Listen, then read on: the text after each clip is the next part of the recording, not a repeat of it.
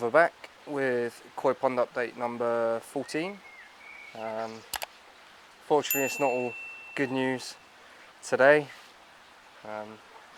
I've had Kevin from Koi Valley come out to give me a hand today, sort of give the fish a health check and things like that, because the Bekko unfortunately had what appeared to be some form of like fin rot or something like that, but we've determined it's basically some form of fin deterioration, which is due to a sort of multitude of factors. One being my nitrogen,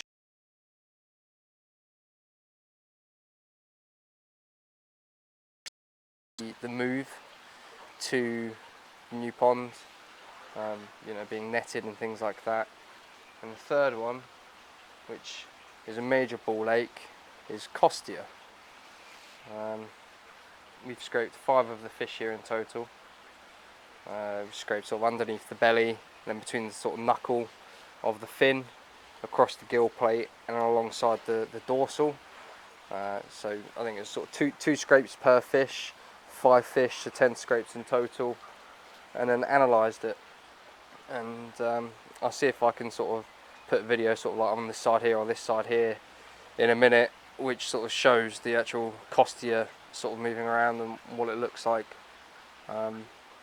It kind of looks like what you kind of describe as like almost like a peanut or like a comma, which kind of just flaps about, which is a bit weird, but nasty little buggers.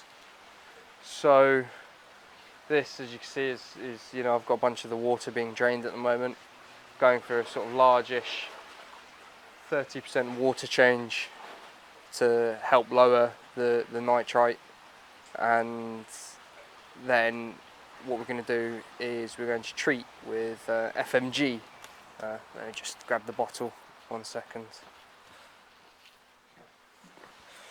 So FMG is formalin and malachite, or malachite, or however you pronounce it. I've got Costia is the make of the one that I've got at the moment. It's sort of recommended to use Costia compared to NT Labs. NT Labs isn't terrible, but apparently it's kind of a bit of a weak formula. So that's what we're doing today, hence why you can see the water level sort of being reduced. We need to sort of reduce about sort of around roughly sort of 30 centimetres or so, to account for a sort of 25 to 30% ish kind of water change. Fill back up, make sure we dechlorinate, so run the water through the big blue that I've got to try and remove as much of the chlorine as possible, including any sort of metals and things like that. And there will still be a little bit of chlorine, but I've got some of the sodium thiosulfate, I think is what it's called, which you can sort of mix up into a solution, which is just a very, very cheap version of the dechlorinator basically. So that's pretty much my plan for today, which is not something that is ideal. Weirdly, the fish haven't really sort of been flashing much. The 2 Doitsu Sankis in here were flashing a little bit a couple of days ago, but they haven't since. But with the amount of sort of Costia that they've got on them, it's kind of surprising as to the knot. I mean, you can probably see from within the video so far that they haven't flashed at all really. They're all currently trying to swim up the return because they quite like the flow. So it's not the best thing for a sort of new koi keeper to come across, but the main thing is we've got an action plan which should hopefully deal with it. So with the formalin and malachite, or FMG as it's known, I think it's FMG.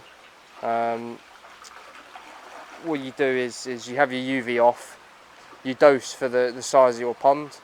Very careful not to overdose, so make sure you've sort of worked out the exact water measurement, and do your treatment and leave it for 7 days. and then retreat after 7 days after doing another water change, basically. It can have a very small, I say a small effect. I don't actually know what effect it's going to have on my biological filters. It's probably going to knock them a little bit, hence why we're doing such a large water change at the moment. And just keep testing sort of every day, and hopefully nitrite will sort of won't spike up any higher than what it is currently at anyway. You know, not sort of I'm not going to be feeding throughout the duration unless the nitrite drops below 0.2, which, although, you know, technically it's ideal to have it as close to 0 as possible, 0.2 is you know, is slightly, well, it's kind of acceptable, I suppose. You may notice that we've also got this net over here at the moment. It's just a temporary thing. You know, I had the covers off sort of the week that's just been, because of how warm it's been, you know, sort of almost at 25, 26 degrees. Water temperature rose up to about 23 degrees. But it's just temporary until we get a better solution in place, like jump guards or something like that, which we're probably going to have sort of running across the glass and things like that. So I'm just going to change the camera angle, see if I can show you the Bekko and the sort of fin deterioration. Initially he was just coming out to help with that, in all honesty, to take a look to see if it was actually fin rot or some form of fin deterioration, which it is. It's fin deterioration, not fin rot. And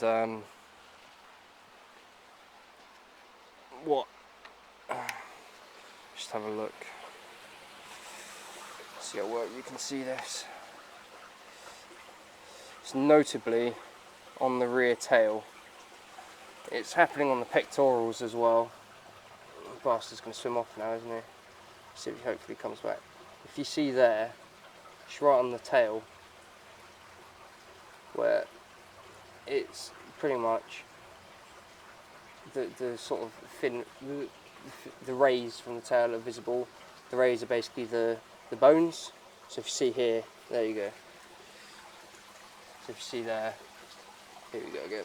You can see how it's ever so slightly deteriorating, and then that's the same with the pectoral fins as well. So what we were originally going to do with that is pretty much use this, which is tamidine. Let me just put the camera back a second. So what we were going to use was this, which is tamidine, which is basically a form of iodine veterinary wound and skin cleanser. And so, had we not had the Costia, it would have been a case of sort of bowling it every 3 or 4 days and spraying that onto the tail and things like that, which would have then helped it, basically. So what I'm going to do is I'm going to cut the video now, just whilst I wait for the water to drain down a little bit more. We'll start the fill up again once enough water sort of dropped down, and then we will do the FMG treatment. So you'll be back to watch me put that in. And we're back again.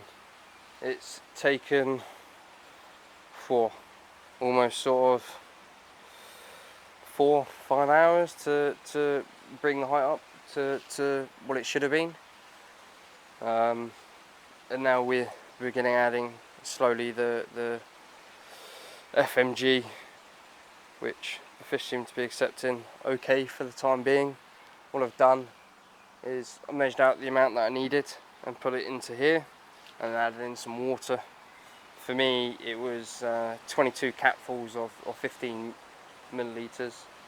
And so what we're doing is just slowly but surely adding this to the pond over the sort of course of an hour.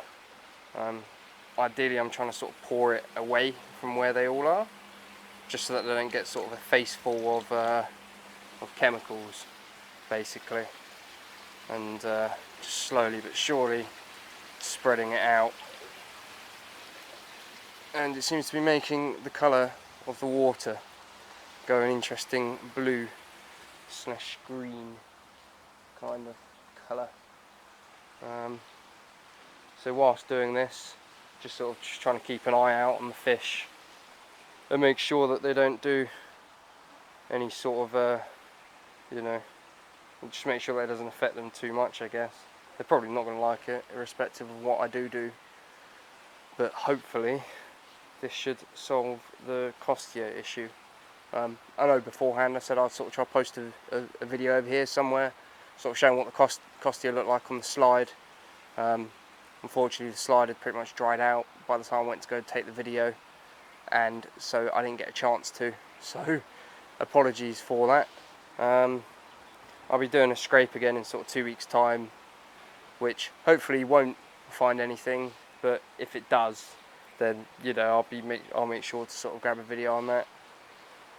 So this is pretty much what's going to happen over the next sort of week or two. No feedings unless my nitrite drops below 0.2. I'm doing a test at the moment for that, just before I started adding the FMG, and hopefully the sort of large 30% water change will make a difference with that, and pretty much ideally try to not do any sort of trickle in, trickle outs or anything like that. I think the only sort of thing that I need to bear in mind is that, you know, I do need to keep the water kind of topped up because of what the drum sort of using water from the clean side of the drum, which naturally will cause the water level to drop as well as evaporation. So I'm probably going to put the covers back on top just to sort of aid in regards to the evaporation, just to make sure that the treatment stays in there for the 7 days. You know, treatment started going in at sort of 8 o'clock, well, sort of let's 7:30ish until sort of 8:30ish. So we'll then be doing the second dose next Sunday, granted that everything sort of goes okay. Need to make sure my UV's off, which it already is off. It being off for 2 weeks probably shouldn't or won't cause too many issues. And yeah, hopefully my biological filters won't be knocked back too much and the fish come out on the other side of it doing a lot better. I suppose the silver lining of actually treating the pond for Costia means I don't have to iodine treat the Bekko every sort of 3 or 4 days as topical treatment, because the FMG will basically do that within the pond. But yeah, not the best of news, not exactly what I wanted, but you know, it's part of koi keeping, and you know, I learned a lot from Kev today, especially in regards to sort of handling fish and the best ways to go about scrapes and things like that. So when I come to do the scrapes on the Bekko and some of the other fish in a couple of weeks and stuff, I'll be sure to do sort of video on the best way to handle them, because I know me personally, I was very sort of nervous / anxious in regards to damaging the fish and the best way to sort of go about it. And you know, you see dealers do it and you know, they're absolutely fine, but then it's something that they do all the time, whereas someone like myself, or you know, I presume quite a lot of people watching this video now, it's not something that you'd necessarily be comfortable or confident with. Some people might, and you know, kudos to you if you are. I personally wasn't, so having somebody who deals with it all the time come and show me and sort of give me tips and explain the sort of best way and actually show me, and especially in regards to the best way method of sort of getting decent amounts of mucus and the places to scrape was extremely beneficial. So I'm going to keep dosing this for the next hour. There's probably not going to be too much content from me over the course of a week or two, because this is pretty much how stuff is. I might do a sort of update midweek just to show how the fish are getting on, and you know, especially in regards to the Bekko, hopefully it improves. But that's pretty much it. So thanks for watching. Any questions or anything like that, as always, just give me a shout. If you want to see more of my content, please like and subscribe. It's greatly appreciated. And oh, actually, I will do a video next week because I'll do the giveaway. Sorry, forgot about that. So yeah, we'll do that. So yeah, I'll see you all next time. Ollie over and out.